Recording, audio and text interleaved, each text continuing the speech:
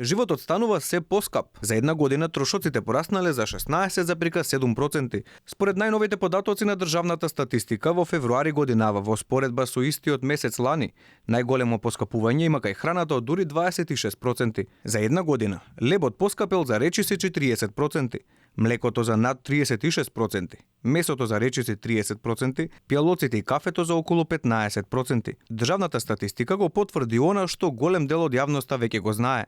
За просечниот македонец, основните потреби станаа луксус. Дали со новите поскапувања, со новите цени се издржува, се сврзува крај со крај? Тешко, многу тешко. Што ја конкретно, ја нека голема пензија, така да сметки, храна и тоа нема ништо повеќе, нешто да сакаш нема шанси повеќе. Се издржува ако си милионер, ако не си од плата, ако живееш малце тешко.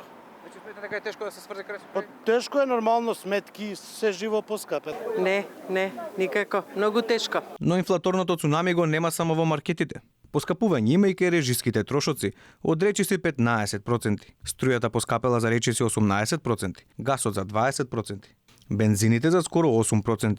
Граѓаните веќе ги чувствуваат баснословните цени, велат поради постојаните поскапувања, примањата повеќе не се доволни за достоен живот, а оние продукти кои навистина представуваат луксус, може само да ги гледаме како излози во музеј. Какво издржување, ништо.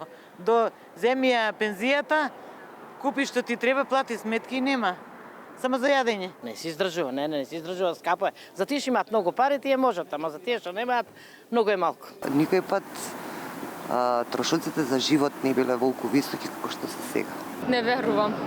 Како издржувате вие? Македонија повеќе од една година се соочува со енормна инфлација, која е дури и двојно поголема од просекот на ниво на Европска унија. Владините мерки досега не дадоа конкретни резултати за нејзино сузбивање.